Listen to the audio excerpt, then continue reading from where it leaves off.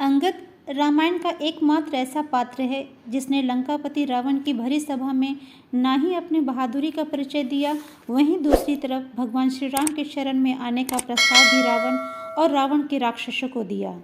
अंगद तारा और बाली का एकमात्र पुत्र था। अपने पिता के मृत्यु के बाद पिता के आदेश से ही श्री राम की सेना में शामिल हुआ था। राम रावण के युद्ध में अंगद ने अपने अद्भुत साहस का परिचय दिया था।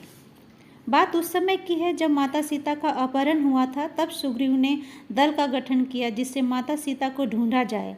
माता सीता को ढूंढने का काम हनुमान जी और अंगद के दल को सौंपी गई। रामायण में हनुमान जी कहते हैं, अंगद में 8 विशेषताएं हैं। अंगद आसानी से दूसरों की बात समझ सकते हैं और उतनी ही आसानी से अपनी बात भी दूसरों को समझा सकते हैं। अंगद में याद रखने की शक्ति बहुत तेज है। वे कुशल राजनीतिज्ञ भी हैं। समय पड़ने पर हिंसा और बल का भी प्रयोग कर लेते हैं।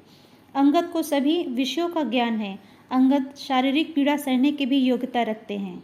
इस प्रकार यदि देखा जाए तो अंगद और हनुमान जी दोनों में ही समान बल था और दोनों ही समुद्र लांघने में सक्षम थे। फिर भी हनुमान जी ही लंका क्यों गए? क्या आपको भी ये सोच के हैरानी होती है? तो चलिए आज हम आपको इसका उत्तर देते हैं। नमस्कार दोस्तों, पौराणिक संसार में आपका स्वागत है। इस चैनल में हम पुराणों से ली हुई कहानियाँ बताते हैं।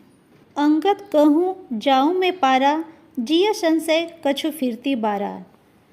अंगद जी बल और बुद्धि में बाली के समान ही थे और समुद्र के उस पार जाना उनके लिए बहुत आसान था। किंतु अंगद कहते हैं, समुद्र के उस पार जाना तो आसान है, पर मुझे संदेह है कि मैं वापस लौट कर आ पाऊँगा। अंगद जी को क्यों संदेह था कि वापस लौट कर नहीं आ पाएंगे? दरअसल जब अंगद छोटे थे तब वे और रावण के पुत्र अक्षय कुमार दोनों एक ही गुरु से शिक्षा प्राप्त कर रहे थे। अंगद जी बहुत ही बलशाली थे और थोड़े से शैतान भी थे। वो प्रायः अक्षय कुमार को थप्पड़ मार देते थे जिससे कि वो मूर्छित हो जाता था। अक्षय कुमार बार बार रोता हुआ गुरुजी के पास जाता और अंगद जी की शिकायत करता। एक दिन गुरुजी ने क्रोधित होकर अंगद को श्राप दे दिया कि यदि अक्षय कुमार पर तुमने दोबारा हाथ उठाया तो ठीक उसी समय तुम्हारी मृत्यु हो जाएगी।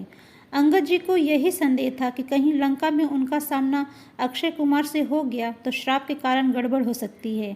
इसीलिए उन्होंने पहले हनुमान जी से जाने के लिए कहा और ये बात रावण भी जानता था। इसलिए जब राक्षसों ने बताया कि बड़ा भारी वानर आया है और अशोक वाटिका को उजाड़ रहा है तो रावण ने सबसे पहले अक्षय कुमार को ही भेजा। वह जानता था कि वानरों में इतना बलशाली बाली और अंगद ही है जो 100 योजन समुद्र पार कर लंका में प्रवेश कर सकते हैं। बाली का तो वध श्री राम के हाथ तो हो चुका है, तो हो न हो अंगद ही होगा, और अगर ऐसा हुआ तो अक्षय कुमार बड़ी सरलता से उसका वध कर देगा। किंतु जब हनुमान जी ने अक्षय कुमार का राम नाम सत्य कर दिया और राक्षसों को जाकर यह सूचना रावण को दी तो सीधे मेघनाथ को भेजा और कहा, उस वानर को मारना नहीं बंदी बनाकर लाना। मैं देखना चाहता हूँ कि बाली और अंगद के सिवाय कौन सा वानर है जो इतना शक्तिशाली है। हनुमान जी जो बहुत ज्ञानी हैं, वो जानते थे कि जब तक अक्षय कुमार जीवित रहेगा अंगद जी लंका में प्रवेश नहीं कर पाएंगे। इसीलिए हनुमान जी ने अक्षय कुमार का वध किया जिससे अंगद जी बिना किसी शंका से लंका में प्रवेश कर सके और बाद में वो शांति दूत बनकर वो आए भी। जय श्री राम। दोस्तों, आपको ये जानकारी कैसी लगी? अगर जानकारी अच्छी लगी तो कमेंट्स बॉक्स में जय श्री राम लिख के मेरे चैनल को सब्सक्राइब ज़रूर कर ले और हाँ, नोटिफिकेशन बेल को ऑन कर दे ताकि जब भी मैं नया वीडियो अपलोड करूँ तो तुरंत आपको इसका नोटिफिकेशन मिल जाए।